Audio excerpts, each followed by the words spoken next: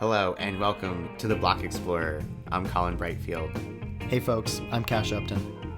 The Block Explorer is here to educate and inspire you about the world of crypto and NFTs. We'll do deep dives into critical concepts for understanding what's happening and discuss the current events shaping the space. We're making this podcast for the curious, the free thinkers, and the change makers that propel us forwards. As we embark on our adventures, remember that none of this is financial advice and crypto can be risky. In this episode, we give you an update on the Solana NFT ecosystem, the launch of the Loot NFTs, and what it means for the future of NFTs in general. And then we check in on what the next season holds as we look into autumn and the future of NFTs in this year. Well, we may be moving into the fall, but I think it's only a rise for NFTs. Yeah, exactly. There's a ton of momentum in the pipeline right now, Cash. Solana especially, so we want to start off with that because that one has been pumping lately. A lot of new drops on Solana. Yeah, do you think Solana's the next wave for NFTs? With the low gas fees of like less than a cent, I would say yeah. Absolutely. Yeah, it's hard to beat 0.01 Sol, right? That's most transactions. And so right on Ethereum, gas is pretty high right now because of all the success of the NFTs. It's almost a victim of their own success. And DeFi, but definitely NFT mania is driving up a lot of that gas congestion. Yeah, and so for our listeners that don't know, when you run transactions on the Ethereum network, you have to pay a transaction fee, which is known as gas. And it's denominated in what they call GUI. And maybe a couple months ago, these transactions would average, depending on when you did it, right? It's kind of like Uber, right? If there's a lot of demand for block space on the blockchain on Ethereum, then the prices are higher. And if there's less demand, then the prices are cheaper. So maybe 6 months ago, they averaged like $20, $40, $60. You know, you can kind of wait a little while and maybe get a cheaper rate. But because of all the NFTs that are being bought and sold on Ethereum, the gas prices have been soaring, and it's kind of making some of the transactions really painful to do. I know, Cash, you had a couple. You have what we call dust, actually. Dust, is that what it's called? Speak. Yeah, it's the amount of assets you have in a certain protocol or a certain space are less than the amount that would mean that you would need to transact to get them out. Right. So you would have to pay more in gas to move a certain asset than the asset's worth. So it's better just to leave it there. That's called dust. Yeah. On the AAVE protocol, there's a little bit sitting around that just doesn't need to be taken out because there's a few $100s in gas fees. But that's going to be changed with the layer 2 roll-ups that are going to be happening more and more. So a lot of transactions are going to be rolled up into one, and then you split that cost amongst hundreds or 1,000 people and reduce it significantly. So I expect to see layer 2 NFTs happening a lot more. Yeah, I think any NFTs are a fun use case, but I think when it comes to NFTs also is that you're onboarding a lot of people that are coming into crypto maybe for the first time, and they want a smooth user experience. They want a smooth UX, and they're not going to pay $50, $60, $100 in gas fees to mint an NFT that's maybe only $160. Like they may not do that. Yeah, I just minted an NFT on Solana today, actually. Yeah, so there's and Solana's another layer 1. It's not a layer 2, but Yeah, so getting us back to our Solana talk. Yeah. Minted my first generative art on Solana. Yeah, your first generative art, and what was your minting fee? I mean, minting gas. What did you pay for in gas on Solana? Nilch, like 0.01. Something along those lines. So it was like less than $1. Right. Yeah. So way cheap. Way cheaper, and the transaction cleared probably pretty quickly. So we got faster throughput on Solana, right? Like 65,000 or something transactions per second. Up there. Real high. Yeah. And then it's also proof of stake, which reduces the energy usage a lot, considerably compared to proof of work, which is like Bitcoin. Yeah, and which is also a less computationally intense validation process for transactions. So it's also faster too. So it's faster, There's more throughput, and it's cheaper to do too because it's actually like using less computational power to do it.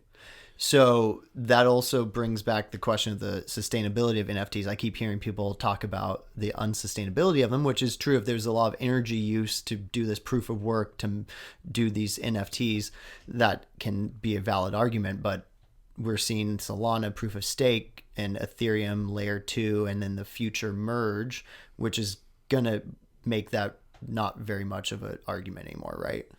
Yeah, the merge is going to reduce the power consumption by the Ethereum network by 99.97% is what it's predicted. And there's been a bunch of different great pieces that people have written about this topic. And so, yeah, there's a big narrative that people latch onto about how blockchains like Bitcoin or Ethereum are, in these networks, are big energy sucks, and they use a ton of energy, and a lot of energy is dirty. And maybe there's some validation to some of that argument, especially as you're speaking with, a proof of work chain like Bitcoin and currently how Ethereum works. But Ethereum is going to be updated to proof of stake, and that's a way more efficient way of operating. And that's what's going to allow them to become way more energy efficient. And that's supposed to happen in, it looks like, January of 2022. So there's that argument, I think, can be reduced. And I think there's also really interesting ways to come back at the argument, like maybe offering, carbon offsets, or, looking at these other chains like Solana that are a little more efficient with how they do things. Right. And I just wanted to, I checked my history during that, and the fee was actually 0.00001 Sol. So we're talking pretty much free, less than pennies. Yeah, so exactly. Yeah, super low. Yeah, you're not paying much to get your transactions through on Solana, which is when you're coming from Ethereum, where you're used to paying sometimes $80, $100 to get some transactions through when the network's busy. It's a whole nother experience. It's kind of like that Google moment, when you first opened up Google. You're used to like Netscape or Yahoo or whatever, AOL, whatever you were using back in the day. And remember that time, the first like Google moment where you just like, it was just like that one search bar, and it was just like this clean. So clean. Yeah, not that I'm saying I love Google or anything. I'm not like necessarily I'm saying support. We're not endorsed by Google. No, but I'm just saying, when you go from Ethereum and then you start using stuff on Solana, it is kind of like that like Apple moment where you're like, everything's just like smooth, everything's like fast, everything's quick, and transactions process, they don't get stuck. You don't have to you have to like reset your wallet like MetaMask does, like doesn't like it doesn't just do that, die on you, and just have a pending transaction, a stuck transaction. So I think Solana is really onboarding this new wave in NFTs. I think we saw the price appreciation of the Sol token. There's also a lot of adoption in Solana worldwide. It's not just happening in the United States, even though it's a US company. So we, like you mentioned, Sol Squiggles, which came out, which are a copy or a rendition. I don't know if they're an exact copy, but they're a rendition of the art blocks Chrome Squiggles. Right. So generative art that makes a new NFT when you mint it based on like your hash transaction and other algorithms put in there by the artist. Yeah. So generative art is a new trend, and we're going to talk a little bit more about that. But just in general, mentioning a few of these projects that are happening on Solana that are showing the strength of it is, we have Abstractica, which is kind of like an art blocks generative art project that's happening on Solana. Art blocks is a generative art project that's been taking Ethereum by storm. Right. So there's going to be this whole, migration or duality, or we're going to see kind of some mimicry on Solana maybe, which, when there's only 10,000 of something available on Ethereum, if there's only 10,000 on Solana, that's still pretty rare compared to the 8+ billion people in the world. Yeah. I wonder how it's going to work out, like how these valuations are going to settle, because, right now Ethereum is kind of like the big daddy on campus, and everyone, it's kind of the first tier of like, if you're going to have an NFT that's worth thousands, like that's the place where that's the only blockchain where you have NFTs selling for millions of dollars. You don't have NFTs selling for millions of dollars on any other blockchain, right? They want that security. They want that security, and they also want, I think there's also like a legitimacy. We talk about that the platform itself, and just the community, the viewership, the culture. Yeah. There's a meme that NFTs, like the most legit NFTs are on Ethereum. It's kind of a cultural meme. I mean, if you look at, Bored Apes are on Ethereum, CryptoPunks are on Ethereum, Art Blocks is on Ethereum. It's not to say that could change. It couldn't change. I'm just saying at this moment, right? Who knows, right, where it could go, right? Right. I mean, there's that legitimacy. There's a lot of legitimacy right now, and that's where you see that happening.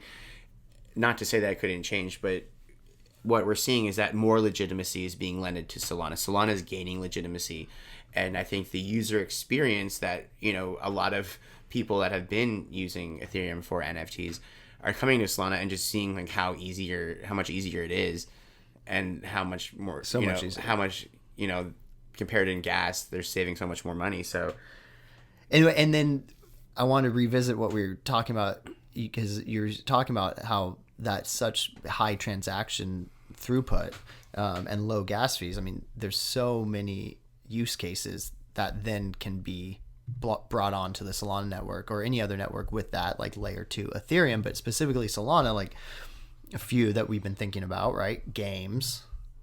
What else? What else do you think is because of those big ones? Oh, I mean, social media is going to be huge, and we already know that AAVE, the automated market maker, AAVE means ghost in Swedish, and they're a DeFi protocol, so what we call like a money robot, and they're an automated crypto bank, and they're decentralized, and it lives on the Ethereum blockchain was the first instance, and they have 2 versions on the Ethereum blockchain, and they also now have they've had a version for a while on Polygon. Yep. And they're deploying to Solana. That's in the works. Then AAVE also announced that they're building a decentralized social media platform. So AAVE is busy, and AAVE does ship. They do deliver when they say they're going to do something. So I'm really bullish AAVE in general, and I love what they do. I think they're an amazing protocol. I think they're an amazing community, and I'm super excited to see how when they launch social media, I think Solana is a great use case, right? Because we talk about the transactions, we talk about the throughput, we talk about the cheap fees. So, I mean, social media is a thing that's going to take a lot of transactions, right? Every time you post something, you're not going to pay $50 in gas to post a picture on your decentralized social media on an Ethereum blockchain, because like who's going to post, right? I mean, like whales will post, but like you and I aren't probably going to spend $50 every time we want to post something. So yeah, you're going to see these other chains that have different strengths and weaknesses, and it's almost going to, I feel like you're going to find different use cases that flourish on different chains based on the strengths and weaknesses of that chain. Yep. Yeah, we're going to do deeper dives on other Nifties for those use cases. So music specifically, audio files, NFTs, playing of music. We have the Audius platform that's already a NFT music streaming platform on Solana. So we have these ones that are already gaining traction. Something that's talked about happening kind of esports and betting. We have Zed's Run. Have you heard of that? Those are the horses. Those are on Ethereum. The crypto horse races. Yeah, crypto horse racing. I mean, when you think about it, I think that's just phenomenal, because don't hurt the horses. Yeah, I mean, love it. Horse racing gets criticized a lot because of that, right? I mean, it can, there's a lot of I think what was it last year, the one of the triple count horses that won, one of them was found to have like drugs in its system. Right? Yeah, they were doping him. Yeah, really sad. So you can't dope a crypto horse because it's on the blockchain. Yeah, they'll know if you put some dope up in it. They're like, hey, what was that injection onto the blockchain horse? Or you can actually have doping be part of the game, and like you just pay a certain amount of ETH to dope your horse, and everyone knows. And everyone knows because it's on the public blockchain. But you just pay, and it's part of the game and part of the fun. Yeah, but the doped horse has a little bit, it's just a bunch of worse code. Odds. It's just a bunch of code on the internet. It's not actually going to hurt a real horse, So. Right. Yeah. I mean, they've already made dog racing illegal in Florida, but there's still horse racing places. I mean, it's. I think this could be the future of horse racing, and as these metaverses get built out, I mean, how cool would that be? You could go to a virtual horse race, no matter where you are in the world. Whatever, because a lot of people, maybe they're really into this kind of stuff, and it's like, well, I mean, horse races, like, you can't really always just go to the Kentucky Derby, or it's expensive, but you can go to the virtual Kentucky Derby. Well, there'll be a VR jockey. Why not? With goggles and a VR. Why not? That sounds fun. Yeah, I think so. I'd do that. Yeah. I'd ride that. I mean, and I think it just kind of makes sense when you add up the cost of these, some of these. I mean, they're cool traditions, and I'm not trying to hate on any of these things, but it's just like the future is going to be, virtual on a lot of these things, just because it's just going to be way easier and way more profitable, and you're going to have a much bigger audience. It's just going to be market effects, unfortunately, for maybe some of these industries, but it's just network effects. Going into Star Atlas. Star Atlas is an amazing game that my brother keeps talking about, and it's a kind of like a world building game, but it's featured in space, outer space, in the universe, and you're gonna be able to like go from planet to planet and build a whole kind of civilization and like maybe conquer other planets, partner with other people. But the main cool thing is that it's crypto native, NFT native. Right, and when I was looking into it, it looked like some of the player groupings, or if you're on a ship or you're making some civilization, it'd almost be like a DAO. It looked almost like a DAO structure within the game. Yeah, so it seems like you can kind of make organizations and like teams. I mean, I think like if you looked at like any kind of these role-playing games like World of Warcraft, or I mean, I don't know how many, I'm not that familiar with some of these games, but I know like a lot of people are really into them. And you acquire different items in the game, different rare items, or you can level up your team. But it looks like you can play with a team here, like a DAO, like you said, decentralized team, a tribe of people, a group of people that you get together with, and you can work and build like a civilization, or build a force together and conquer other things. And you can actually make real money doing it.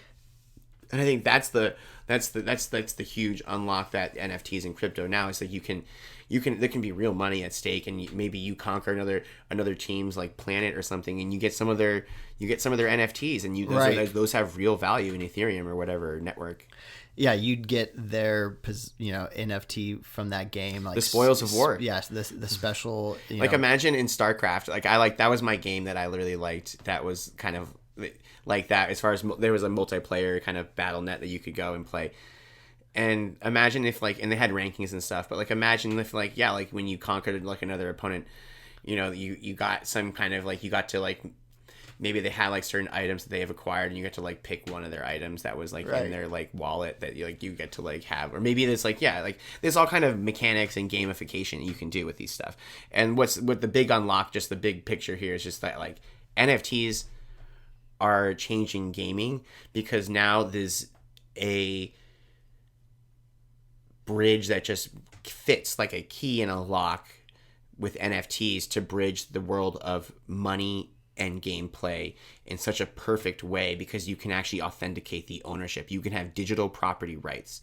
So you can prove if you acquire some sword or some magical token or some piece of land, some mythical land, or whatever it is, whatever game it is, you acquire a rare item in that game, you can prove that it's yours. You can hold it in your crypto wallet, and it's a rare item. And if and the markets for these games are massive, right? They're on the internet. There's millions of people playing these games, so there's a lot of demand for some of those rare items. So that accrues real value, and you can actually turn that into actual money. And that's the big picture, eye-opening thing, is that, I mean, people with Axie Infinity already, people are making enough money to buy houses. Already happening. Yeah. There's people becoming millionaires from Axie Infinity. Not just living wages in the Philippines? No, but actual buying property. Yeah, when we reported on it a month ago, people were making living wages in the Philippines. Yeah. So you're telling me people are buying houses now off Axie Infinity? Yeah. Yeah. I thought you were going to breed some. I thought I was. You know what? I get around to that. It's just, my passion's just not in that, and I didn't want to.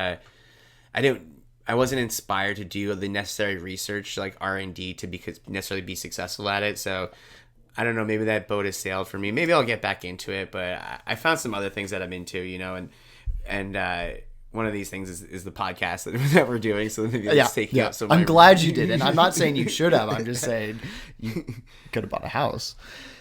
But okay, I like this gaming element, and there was this NFT drop that it has a gaming fantasy world building element, but is not actually a visual NFT in the way that we think about it. And it's called Loot. And I want you to tell me about it. Loot is what took Ethereum NFT world by storm in the past week, and Loot is this new paradigm in NFTs. It's where they gave out, or not give out, but the NFT that they created was just like a collection of words that were essentially like items that you might find in one of these like role playing kind of real life, kind of these like real life simulation type games. Black background, white text, maybe like 8 bullet point type things. And just Times New Roman text. Yeah, super simple. But the text also was included in the metadata of the NFT, so it wasn't just the text, but it's the text is also like authenticated of what it says into the actual NFT. So they're essentially like bags of items, rare items that you might find in one of these kind of fantasy games, like World of Warcraft or Zelda or whatever, Final Fantasy, some of these games. So the whole idea though is that there's no game created, right? There's nothing created. It's just literally just words, and everyone's like, wait, I don't get it. The whole idea is that the users will create the game from the ground up, grassroots style, with no necessarily plan, no central authority, no one directing anything. And they'll create the lore, they'll create the world, they'll create the characters, they'll create the storyline, they'll create the narrative, they'll create the gameplay, they'll create the graphics and like the visual representations and how all this fits together. Yeah, the metaverse determines what the NFT looks like. Yeah, it's like kind of like a giant Dungeons and Dragons being created from the ground up, and like literally they just handed out like the most bare bones pieces of how you could build this game, and they're just like, okay, everyone just make it, and there's no plans, there's no central authority. It's kind of really cool when you think about it. Really cool and just really out there, and I love it. It really is a cool concept to build a community, right? Like, hey, we're all going to do the work. Buy into this. What was the floor price the other? I think they. I mean, I don't know what they minted for, but I know that the value shot up really high. I think the last time I checked, it was a few ETH. So we're looking at least like 10 grand for like the cheapest bag of loot NFT.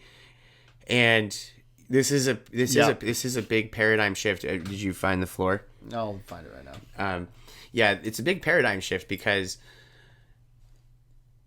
a lot of the NFT projects that are out now, it's a few creators, a team of creators, right? Usually a couple artists, some developers, some software engineers, maybe someone that knows about finance, and they drop an NFT drop. They create a collection. They create they collaborate together to create an art blocks, whatever it is, or it's just one artist, and then they put out their art, and then the community that are collectors or appreciate the art and maybe buy it, and then they kind of develop a project to then the community kind of relies on the team, the founding team, to develop the art, to develop the community, to create the value over time with different airdrops or different community initiatives. But it's almost, a lot of the pressure, a lot of the power is still kind of centralized in that, like, there's a team that's sometimes even anonymous, right? That's responsible for kind of how the project turns out. Whereas this is really unique because it's like there is no centralized team. Everyone's just owning a piece of this project through these loot tokens, and then over time, as the project gets built out, right, the hypothesis is that these loot tokens will become really valuable because they'll represent rare items in this game, and then your character will have them, right? And they're really funny, if you look at what some of them say, right, the words are, they're like short sword, dragon skin belt, pendant, gold ring, plague root, crown of skill, right? So it's what's a crown of skill? I don't know, but it reminds me of almost. I mean, I played Magic cards growing up. Did you ever play those? Oh yeah, still got mine. Yeah, me too. So I mean, did we just say that on there? Okay, yeah, good. Yeah, we did. We're proud. We love Magic. It's cool. Anyway, it kind of reminds me of that, Okay, so the here's floor is like 6.5 by ETH right now. Okay, well, I'm just looking at one where the minimum bid is 99 ETH right here, and that's the reserve price has not been met because it has the Great Helm of Perfection, a Divine Slippers, Faux Moon, hard leather gloves of brilliance +1, necklace of the twins, platinum ring. I mean, this is so. It's literally just a dark, black titanium background. ring of the twins, sorrow bite, silk gloves. Yeah, no. So some of these are kind of out there, would be really cool elements in the game, but there's still only text on black background. But like you're saying, it's the whole community building. It's creating something from the ground up, decentralized, and allowing this whole thing to spring from it that is unknown. This is a new paradigm in how things get created and developed in gaming, and it's also something that pretty much only could happen in crypto, could only happen with blockchain, could only happen with Ethereum. So anytime there's one of these moments where there's this new like aspect of a earlier craft that all of a sudden just gets disrupted and like literally just turned on its head because of crypto and NFTs and blockchain, it's just so fascinating just because it does take a moment to just pause and be like, okay, wait, exactly what's happening here. But it's another instance of intermediaries becoming dissolved, which you see this always happen, right? We don't need gaming companies anymore. I mean, they're cool. I'm not trying to hate on them, but we don't necessarily need them. You can just release these NFTs of words, and our community of people are so cool and they're so creative. And everyone also that has a token has a vested interest and an incentive to create a cool experience of the game. Right. So maybe you don't need the gaming company, but you need gaming software engineers in the community that own Loot, that then can create that digital, rendition programming software to then allow the whole community to play. So there's a bunch of money in the community wallet, so they hire out this gaming firm to then create the game that the community created in their, thesis and everything. Exactly. So there's the possibilities. Like, I love how you said that, it could be community within, entirely people who own the tokens that build, but it could be also this collaboration where, maybe there's some people who they hire or contract, or maybe it's kind of like a DAO, right? Where they have different aspects of the game that are different projects that need to be developed, and certain people can drop in and maybe develop a certain aspect, and maybe they get rewarded in a certain token.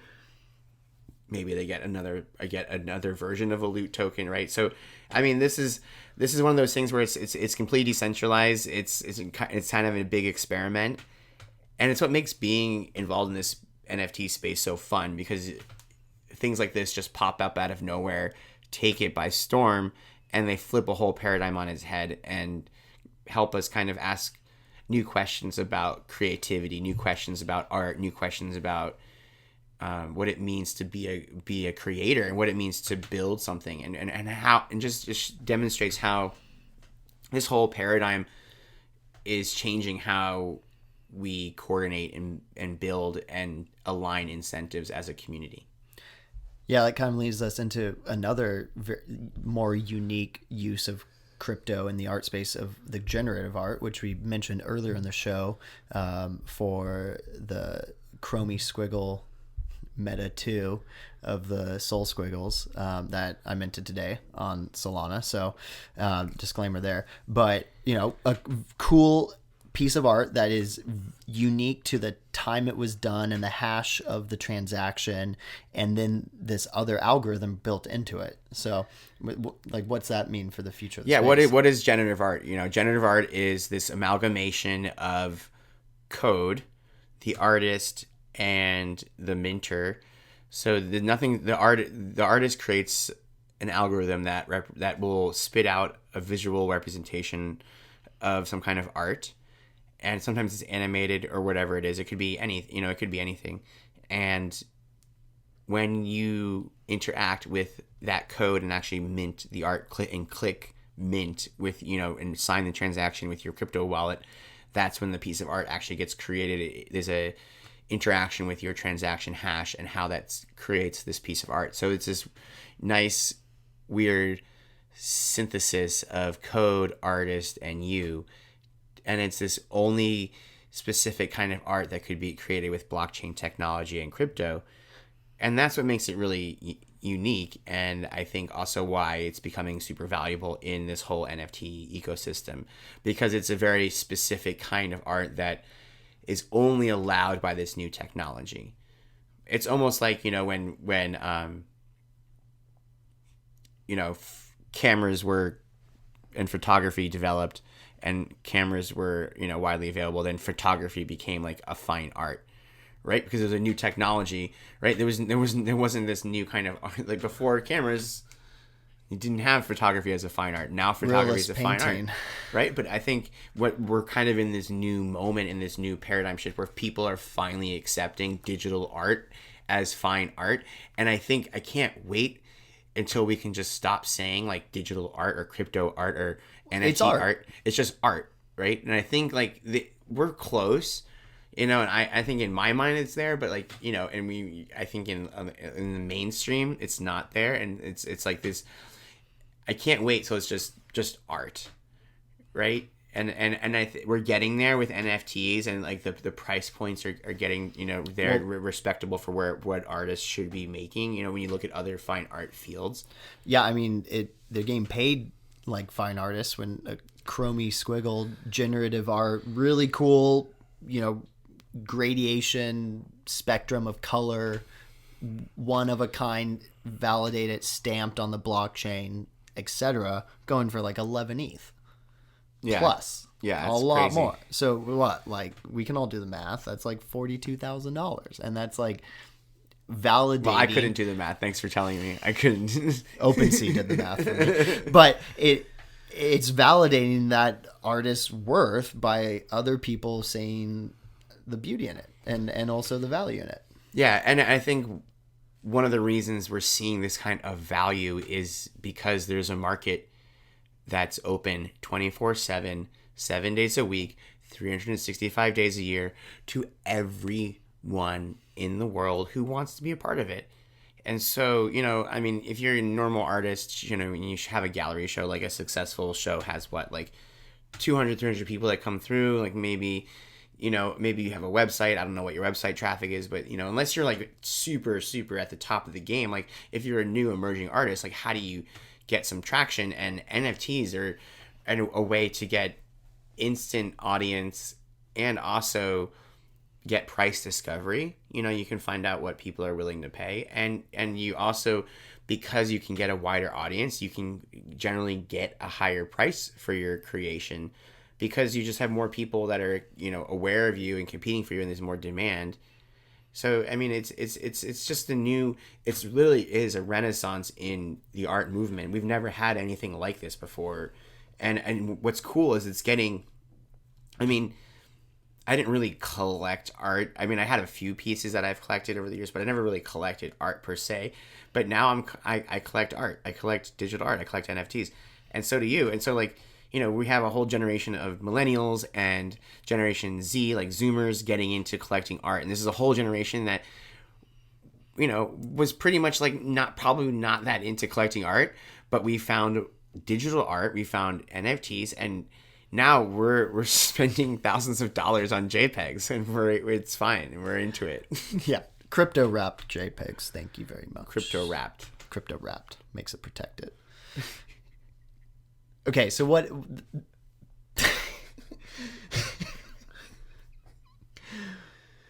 So Art Blocks is what exactly was I wanted to talk about, though, is that their NFTs, their collections have taken off. They feature only generative art. So they have a couple sections on their Art Blocks. If you go to their website, it's artblocks.io. And they're kind of the leaders in that kind of generative art space. They're kind of the flagship people right now. But there's a bunch of other people, and I'm sure there's going to be more and more other projects that launch that are similar. I know there's one called Abstractica on Solana that's trying to do something similar. We just talked about Soul Squiggles, and also know that they're trying to do more generative art. I also minted 2 Soul Squiggles today, but yes, mine weren't as cool as yours. Well, but I got the full rainbow. You got the full rainbow, yeah. We got our pride on this, Yeah, I love your pride. Pride squiggle. But anyway, with Art Blocks, their pieces have skyrocketed. If you look at the volume on OpenSea, Art Blocks' pieces, like the Fidenzas, those are selling for hundreds of thousands or millions of dollars. And there's a bunch of other pieces. It's almost like you can't go wrong. And if you try to mint art blocks pieces, if you actually try to participate in some of those mints, they're Dutch auctions, so they start at 5 ETH and they go down by 2.5 ETH every 5 minutes down to like a resting price of 2.25 ETH, which I never heard of Dutch auctions before until I got into crypto. Learned something new until we got here. Yeah. Yeah, the Dutch just had to take everything and make it different. And it's nice because it lets you buy in lesser. Well, the more committed buyers, the ones who are willing to spend more money, can go in first and spend the 5 ETH. To get what they want to the guaranteed. Like I love this. I'm gonna spend even as much as 5 ETH just to make sure that I get one. So it lets the artist kind of benefit from those people that would pay a higher price, but it also kind of gives a chance for people that maybe can't afford that to get a piece of the action. But I know that most of those options, like most of those Dutch auctions, they rarely get down to like 0.25 ETH, a resting price. Because if you think about it, it's like every 5 minutes it goes down 0.25 ETH. And so that takes almost probably like almost an hour for it to get down a resting price of 2.25 ETH. So by that time they're all gone. I know most of the collections are gone by 1 ETH. But then you're paying gas wars too. You're paying gas fights on art blocks. So I mean, I know a lot of people that the mint price might be 0.1 ETH, but you're gonna pay like 0.5 ETH in gas. Right. So that is another kind of segue into my question of like, what's the future of NFTs in terms of like layer 2 Ethereum? Like, will OpenSea have a layer 2 marketplace, and will it be as valid and secure and as trafficked as the current layer 1? I think so. I mean, we're kind of at this moment. We're in time where we don't really know, but we do have more layer 2s launching. Like we mentioned, Immutable X, which is a layer 2 blockchain. So it sits on top of a layer 1. So we have layer 1 blockchains like Ethereum or Solana or Cardano, these other layer 1s, or Polkadot. And then we have layer 2s that sit on top of them that fit on top of them like a foundation sits underneath, of a building. So we have Arbitrum, Optimism that are sitting on top of Ethereum that just launched or are launching. And we also have Immutable X, and we have some other ones. So the whole idea is that these layer 2s will make prices way cheaper for transactions and increase the throughput, because they can roll transactions into one transaction, and pretty much just kind of like going from driving on like a country road and having to pay high tolls to going on a freeway and having to pay like way cheap. Right. So that's going to help not have huge fees. That's going to help. I think we're going to see a migration. I think we're definitely going to see a big migration of people taking their NFTs and a lot of NFT traffic moving to layer 2s. I think we're already seeing it. Like OpenSea added functionality with Polygon recently, and I mean you can also pay in DAI now and USDC on OpenSea, and so I think we're just going to see more and more integration between these different blockchains, whether it's a side chain, whether it's a layer 2. And I think over the long term, the average user isn't really going to touch layer 1 Ethereum that much, because it's going to be, like we said before, it's going to kind of be reserved for whales or big transactions over $1 million, where you really want that like hardcore security, and we're paying maybe a transaction fee of $100 to $200, $300, maybe even $400. When you're moving that much money or funds or tokens around, it doesn't really, it's a small drop in the bucket compared to the average user who it's like, yeah, they're not going to pay $300 to move $800. Right. And then isn't there also like cross chain options too? Like, can you even wrap your Ethereum NFT and send it to Solana? I think these are coming out. I know FTX has a solution that they just started, FTX.us. It's owned by Sam Bankman-Fried. He's the guy that wants to slap his logo of FTX on everything. Like he got his logo on the it's FTX Stadium, I think, in Miami, for the Miami Dolphins football stadium, I think. Wow. Yeah, so they're a centralized exchange. Okay, right. Yeah, FTX, and he's a big supporter of Solana. He has close ties to the founders of Solana, so he's quick to support what they're doing. So he launched an NFT minting platform through FTX that is Solana or Ethereum friendly. Okay. So you can do either one, I think, and they can kind of. I'm not positive on how exactly all the nitty gritty. I was poking around the other day and trying to figure it out, but I couldn't exactly figure out like how it exactly works. I didn't actually go through and mint one. I think if I just went and did that, but I didn't really want to do that at that point. The thing that maybe worries me is that FTX is centralized. Right. Not a DAO. Yeah, so I don't know if I really would want my NFTs, like, I don't know where they're storing, the actual metadata of the NFT, right? So if you mint, this is important, right? Like when you mint an NFT, what gets minted and like is this collection of code, right? There's code and then there's art, right? So there's a piece of art. It could be a JPEG. It could be an MP4, which is an animated file. It could be a piece of music, an MP3. It could be a 3D art file. Whatever file. It could be a PDF, whatever it is. But when you're taking that art file, that digital art file, and then you're wrapping it in code, and that code tokenizes it as an NFT, and now this piece of art has been registered on the blockchain ledger, and now that's what makes it unique. That's what makes it, now we can authenticate the history of it now, because now it's part of the blockchain. We know when it was created. We know who created it, at least based on their wallet address. We know what wallet address created it. We'll know now every time it gets sold, where it gets sold to, what price it was. Just like when you think about like when you go to get like if you were buying like a used car, and you want to get like, I think like the Carfax or whatever, like you want to know like if it's been in any accidents, like who are the owners, like all so it's like, it's kind of cool. It's kind of cool because you can look at if you're looking at an NFT, you can look and you can see like, oh, like it's sold for this, and then it's for this person, and then it's sold to this for this person, and like you don't know their names, right? You can look at the wallet addresses. And on OpenSea, it's kind of fun too. I'll go on OpenSea and I'll look in their wallets, and it's just kind of fun to see like what people have. And this is also actually a little NFT tip. Yeah. Is if you want to kind of know what could be kind of up and coming, or like what a good thing to maybe collect, is look at some whales wallets. Like some of these whales have, like 30,000, 100,000 NFTs in their wallets. It's mind blowing.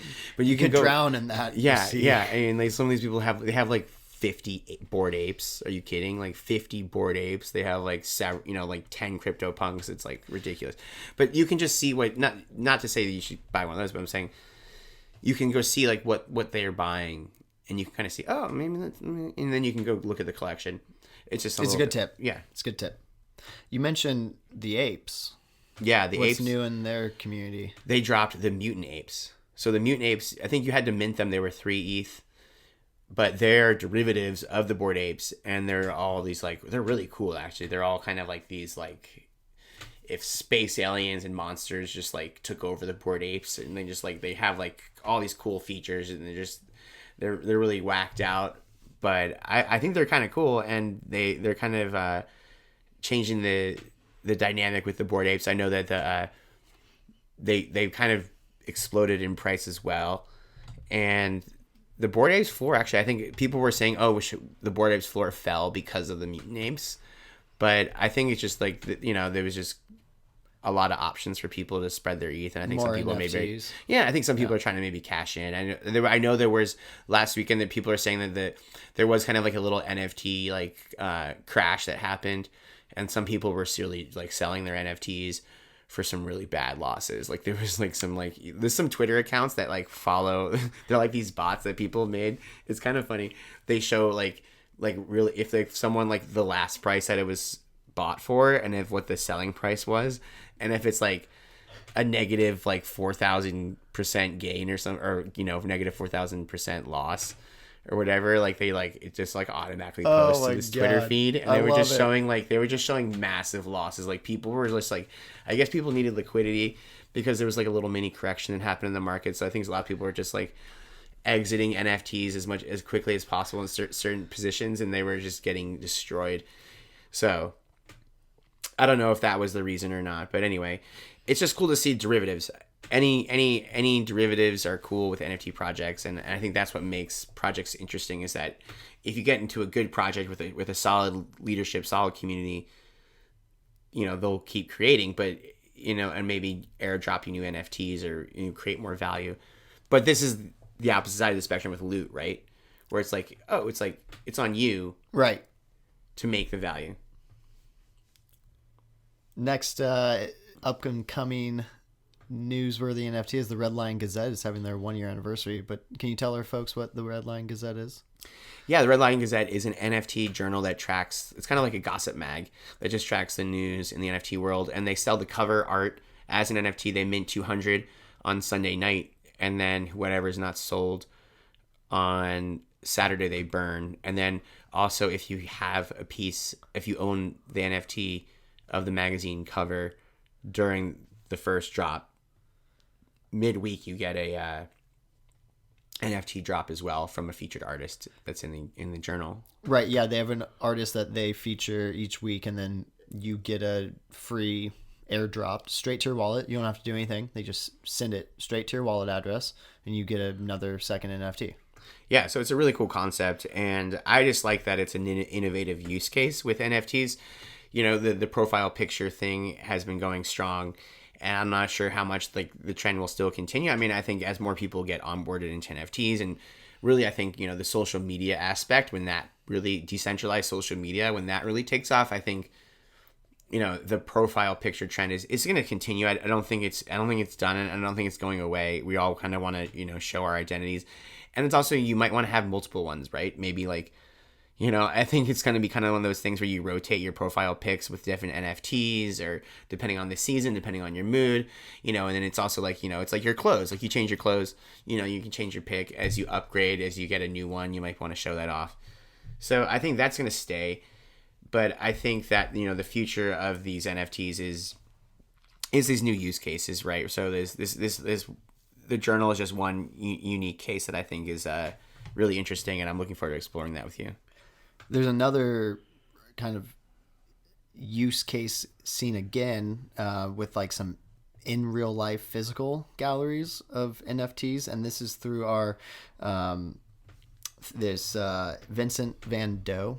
Gotta love the pun. But they launched an NFT Capital Group, and they plan to raise over $100 million. Yeah, well, can you tell me about this 3 Hours Capital? I know they're a big crypto fund. I know they have some heavy hitters in the crypto world, and they've been typically in DeFi, but it's interesting to see them get in the NFT world. Right, and I think they're seeing the shift to the NFT.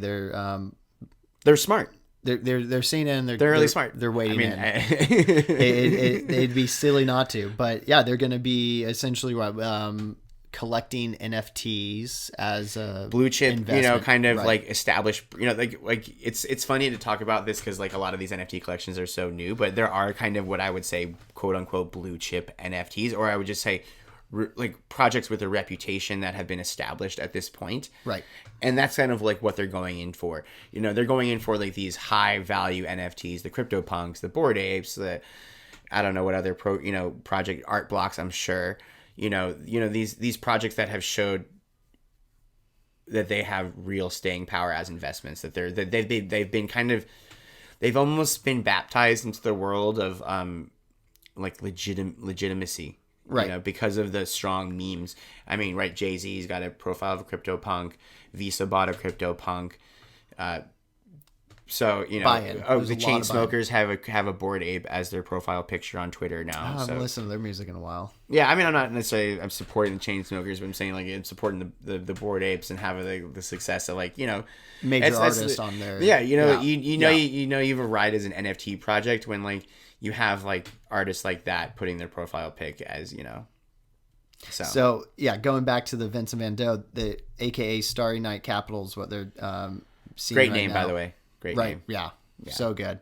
But what also caught my eye is they plan to launch an NFT educational portal and explore the ways to bring more exposure to up and coming artists.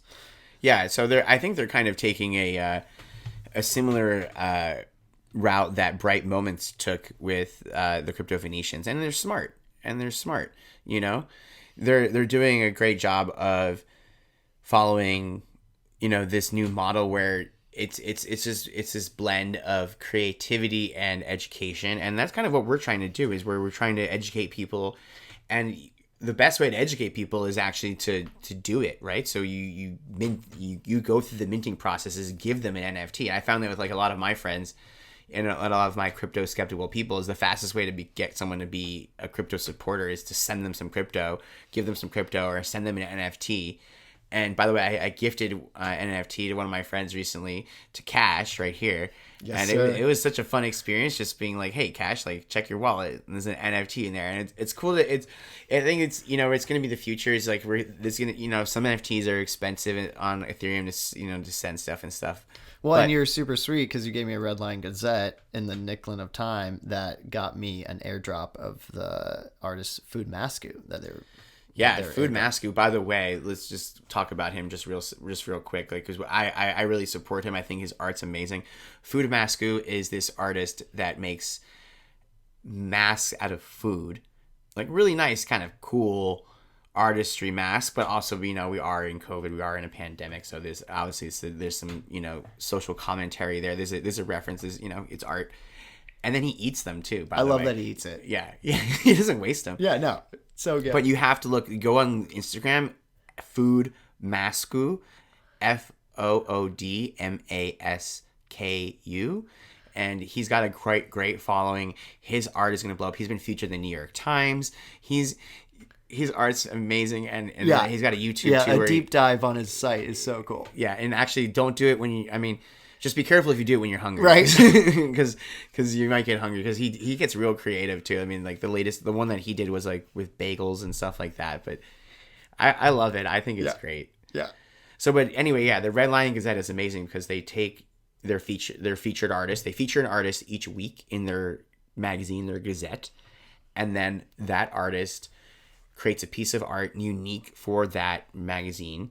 And then everyone who bought that issue in that opening week of the magazine gets that art drop, gets that NFT drop to their wallet, and that's just a great thing. It's cool. You're participating in the culture, you're participating in the scene, and you get to get 2 NFTs for the price of 1.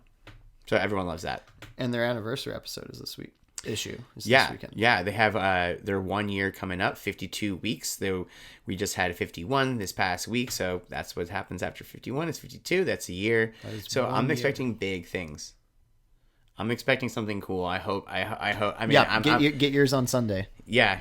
So now they changed the format too. They used to mint them for you, and then you just bought them on OpenSea, and now you have to actually go to mint them yourself. And I think you can mint 5 at a time.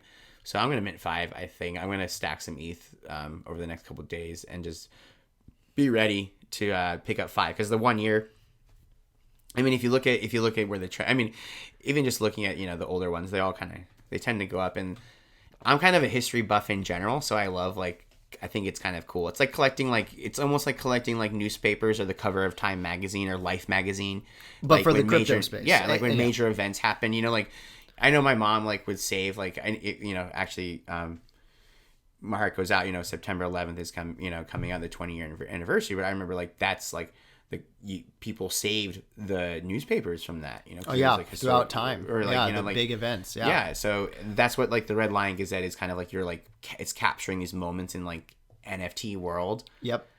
And I think when we look back on this summer of 2021, when NFTs just exploded, and started, and 10 years from now, when everyone is just rocking NFTs and the NFTs are everywhere and they're just kind of integrated into our life, just kind of how social media is now. We don't even think twice about the social media that we use now. No, but Facebook nowadays. But 15 years ago, when you started using Facebook, everyone kind of looked at you weird, right? And I think crypto is exactly at that point where it's like people know some of it. A lot of people have heard of it.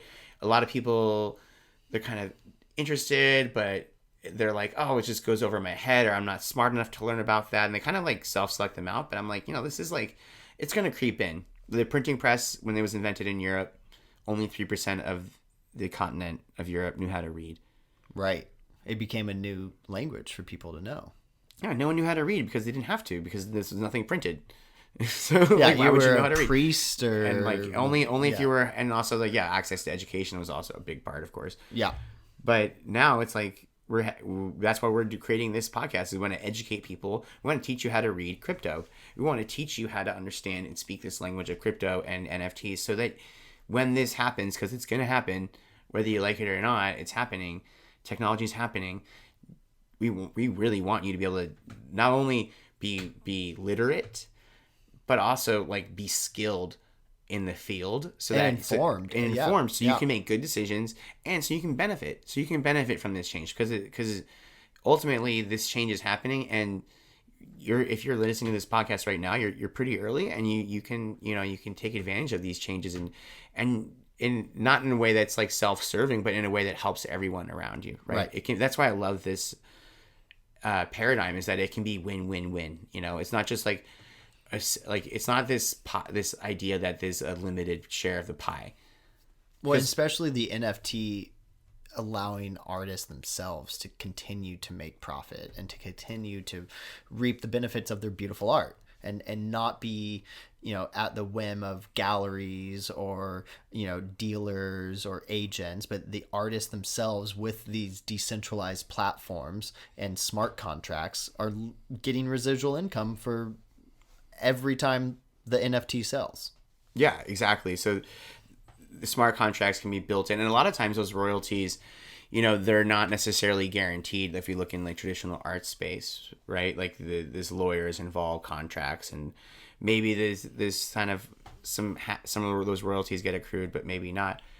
But ultimately, this is a chance for us to create situations where we're expanding the pie, because what NFTs and crypto does is it unlocks hidden value, right? There's already value in discovering a new artist and sharing their music.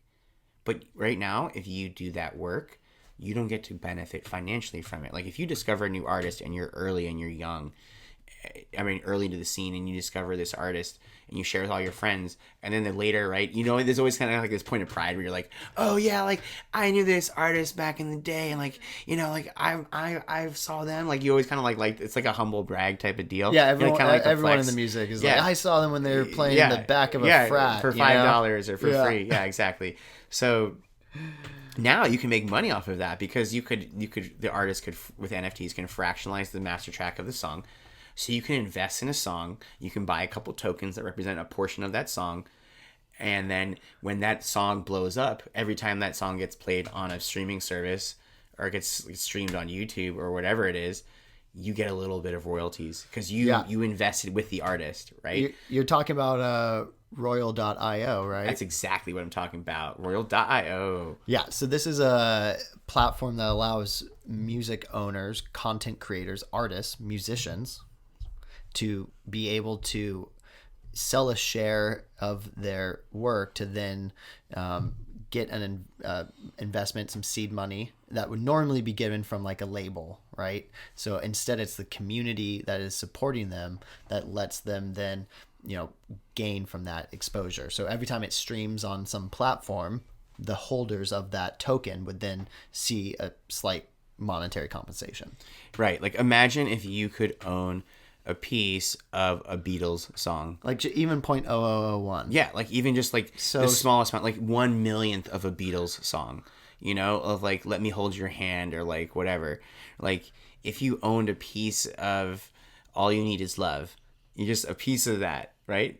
How many plays? It has like 1 billion plays on Spotify. So like even then, like even if you only made like 1/10 of a cent, from a play, because you only own so much, you'd still be making like a couple $1,000s. Like, and that's just from Spotify or whatever, right? Imagine like the music that's used in movies or commercials or, played in stores or restaurants or whatever. And because it's on the blockchain, if the music is an NFT, right? If you actually make the song an NFT, there's no way that it could ever be played without you knowing it, because it would be recorded on the blockchain. So you could never just like you couldn't just cheat the system. If the song is an NFT on the blockchain, there's no way to like escape that network. Returning to the value for artists, the artists themselves, instead of getting, taken advantage of, which happens a lot of times by labels, the artists themselves can decide what portion they remain theirs and what portion they sell out to fans, and then they're in control, and they don't have to be beholden to big labels, which have taken a lot of advantage over the years. Yeah, and what's cool is it changes the stance of supporters, or even what we might call even fans, from fans or supporters into actual investors in the artist. That if you find a new artist that you like, you literally can invest in them and be like, yeah, I talk about you can street invest. team. You can invest in your tastes. You can be like, hey, like I like this artist. I think my tastes are good.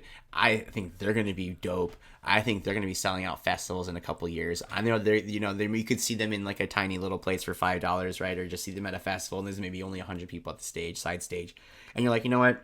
They're going to be playing headline Coachella in 5 years for sure. They have a cool sound. They're unique. I feel their vibes. And you could literally go buy some of their songs. Not maybe the whole song, but you could literally buy like 10% of a song. Because maybe if they're really new, right? And they're like maybe part of their song, maybe you can score, right? Maybe the songs are really cheap. You can own part of that song. And if that song becomes a #1 hit, like you get to share in that with them. Well, and then you also have a reason to promote them even more and share them and get their music out there. Yeah, right. them. And now you're invested, right? Now you're sharing their music with everyone, all your friends. You're bringing which all your friends we've already to see all them been at shows, doing, which is what we already Everyone do. does that. This is what we already do. Yeah. So it's like getting paid to do what you would already do. That's why I think it's so cool. It's like this is kind of how music already functions. When you think about it, this is kind of how it works. Yeah, you share what you love. Yeah, hey, and that's kind of how this artists really gain. resonates. Yeah, listen to it. Yeah, and this is how a lot of artists, become, culturally relevant, is that they constantly are shared by people, and over time they build a reputation, they build a following. So this is already happening. So it's not just like, when we come back to my bigger point, is that we're not just like taking money from somewhere else, right? It's not like taking money from the record companies and like they're bad and we're just going to put them out of business. I mean, and like, yes, it's going to disrupt some of the business models for sure, but I'm not hating on record companies. Record companies there's a lot of like artists that, really need record companies, and there's a function they play, and they do a lot of great things and support artists, and it's awesome. And it's fantastic. But what I'm saying is that now there's another way that value is being created. There's value in supporters finding a new artist and sharing it. And now that value can actually be monetized as NFTs and in crypto and tokens. And you can actually extract that value because of the blockchain. And that's what this technology is doing. It's not stealing value from some other place and bringing it into crypto. It's a tool that lets you unlock hidden value in social context because of the way the system works and because of the internet and the blockchain that we never could before. I really like the way you put that. Yeah. So it's just expanding the pie. It's just expanding the sphere of wealth. It's not taking the slice from someone else. You're adding value. And that's what double entry bookkeeping did in the Renaissance. It's like, oh, there was already a lot of value if you owned a big sculpture of from a famous artist, or you owned a big thing of gold statue. You couldn't just take that value. That value was locked up. But double entry bookkeeping was like, oh, you could take that sculpture, use it as collateral, and get cash, get gold coins or whatever, and then go use that for liquidity in your business or whatever you need. And that's created loans, right? Double entry bookkeeping created modern accounting, which you could loan, and that created small business and merchants and created a middle class. And then we got rid of the feudal system. So like, this is what's happening. We're going to have a major redistribution of wealth because now there's a major value unlock. You have all these. And we've been building this culture on the internet, right. and like the millennials have been building this culture and social media and Generation Z. And we've been building a new kind of culture where it is kind of like taste-make driven, right? It's influencer driven, right? It is kind of like tastemakers. But your influencer status and everything still has to be funneled through the fiat world and through the centralized world. Like, you're an influencer on YouTube. You're an influencer on Instagram. You're an influencer on Pinterest. But you're not just but you don't really own your influence because it has to be through a centralized platform and they can just cut you off anytime. So now with decentralized world is you can be an influencer and you can actually get paid directly just for your influence, right? Because influencers all have to pay, like they'll have to like shill products. Right. Like, I'm an influencer, but then they're always like talking about like if they're girls, it's often like a beauty product or it's like a nutrition product, or if it's a dude, it's always like, you know, some other like grooming thing or some kind of clothes or like a car thing or sports thing, whatever it is. But it's always like, oh, this is how I look cool, or this is what it's like. It's still just like you're still just like it's like a celebrity endorsement business model of like, oh, look at me on my Instagram, I have 1 million followers and I'm selling this item, Right. whatever. But instead, you literally can just be you and just get paid for being you and your tastes without having to sell products. Right, because you could be an early supporter of that product, and then just through your lifestyle, you're using it, and from an organic way. In an organic way, Yeah. you can literally, and we're going to get to the point also where it's you get paid for attention, right? So we're going to tokenize attention. So not even just like if someone buys something that you use or whatever, something. Yeah, like it's just like you garnered some attention, and that has value in and of itself, and we can tokenize that. Right. So yeah, I really like the unlocking of value, and you know, not just social media, but like all other forms of this value that is culture as an investment. Yeah. Culture as an investment is, I think that's the meme that's to grok, that's to really understand, is that we're moving into a world where you can literally benefit from your taste in a monetary way, and not just like a minuscule amount, you can literally, like we always talk about tastemakers, but you can literally, with crypto and NFTs, like that can be a full career. You're just a tastemaker, and we already all are, actually. We're always choosing. We're all tastemakers, and so we all get to participate. We're all participating in culture. So it's not even like, oh, I'm going to change my career and become a tastemaker. It's like you are a tastemaker. Every choice you make, you're choosing how you want to show up in the world, and like how you're identifying with society and how you're interacting with the world around you.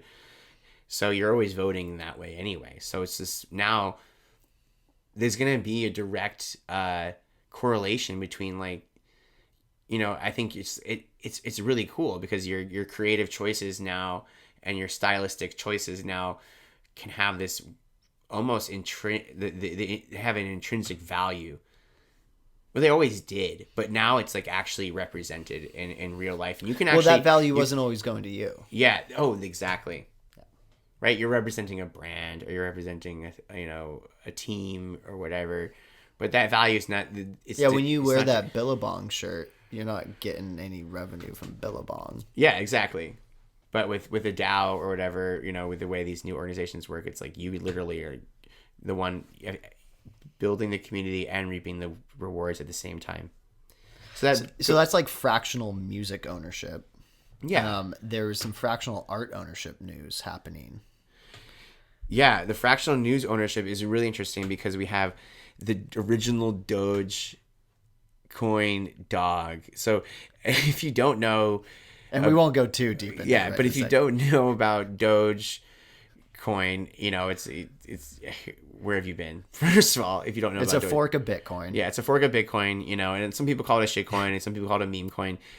Either way, there's actually a real dog that it's based off of, and that dog is in Japan and has a real owner, and there's a real picture that dog character is based off of. And anyway, there's a DAO that invests in culture as an investment. Pleaser DAO. And what do? They buy the blue chips, buy pieces of NFT history, and because there's a DAO, multiple people participating in this, they can buy some pretty, hefty pieces of art that are usually maybe out of reach for a single person to buy. Yeah, exactly. So it's a collective of art collectors that buy high-end NFTs. And so they fractionalized this Doge dog picture and made it an NFT that you could own tokens of, and it's on there, and you can buy pieces of it. It's kind of cool. Yeah, I love it. And let's just do a little quick educational for our listeners. When you're fractionalizing the NFT, you're taking it from the NFT token to the NRC20 token, right? Can you just tell us a little bit about that? Yeah, so there's two tokens that are dominant on Ethereum. You have an ERC20 token, which is kind of the interchangeable token that most DeFi tokens, when you think of a crypto token, that's pretty much on Ethereum. That's what it is usually, an ERC20. And there's also an ERC721. That's an NFT. That's a non-fungible token. one of one. A 101 versus like something that's interchangeable. And when you have an ERC 721 or an NFT token, you can take it and you can fractionalize it and split it into, well, you deposit into a vault, and then it kind of like locks it up, and then it splits it up into however many smaller ERC 20 tokens, so fungible tokens, so you can trade them. So it's just like we have fractional art in the real world, traditional world. It already exists, but it's all done through lawyers and contracts, and it's clunky and it's hard and it's not smooth. And then when you bring it, to the blockchain world, you can take a piece of art that's an NFT, you can fractionalize it with software, smart contracts, and you can make a whole market for that NFT and get liquidity out of it. So say you have an expensive CryptoPunk, it's worth $500,000, and you want to extract some value from that, but you don't want to sell your CryptoPunk. You don't want to sell it because it's worth $500K, and you think it's still going to go up. You think, Visa just bought a CryptoPunk for $150K, so why sell? But that's $500K sitting there, and you want to do some stuff with that value. So you can take your CryptoPunk, deposit it into a fractional art NFT platform like fractional.art that we were just using, and then that piece of art, that NFT, gets locked in. Yeah. And then you get to sell these parameters. Okay, whatever. These are the parameters. I'm going to split it into 10 million tokens. I'm going to keep 6 million. I'm going to sell 4 million tokens that represent ownership in that CryptoPunk. And now I can get all this liquidity from those token sales. People can trade those tokens. And now I can extract some value from that NFT, and it gets some liquidity. Really cool. I love it. Yeah, and we're going to be seeing more of this fractional art popping up a lot, I think. This is a trend for sure. And I think, as well, for two things are going to support this trend. One, the appreciation of NFTs. So as NFTs become more valuable, people aren't just going to want to sit on that value. They're going to want to do stuff with that value. So you're just going to see more instances of people wanting to extract value from these NFTs in any way they can without actually having to sell them.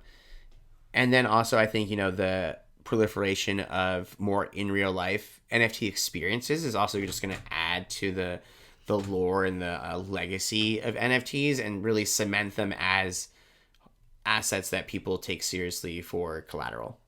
Yep, the in real life events.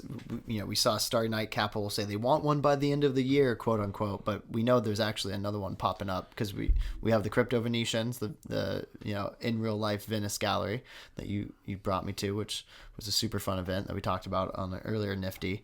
But now we got the Crypto New Yorkers. The Crypto New Yorkers are so cool. So they're the next evolution of the Bright Moments gallery. And they had the Crypto Venetians, like you said, in Venice. And now they're moving on to do another project, 100 days of minting 10 Crypto New Yorkers per day. So those are also generative art. So we go back to I think it's also sponsored by Art Blocks. And they're going to have a cool scene. I saw a couple renditions. It looks like they have 4 seasons. And in the backgrounds, like spring, summer, fall, winter. Yeah, nice. And they kind of have like a cool like background where there's like a Central Park kind of look background with like, but then there's like skyline and then it looks like a subway entrance kind of in the art. So the art's really cool. I think they're going to be amazing. The way that you get one of these Crypto New Yorker appointments is still to be determined as far as like if you're a local New Yorker. But they are selling what they call golden tokens for Crypto New Yorkers, and they're on OpenSea.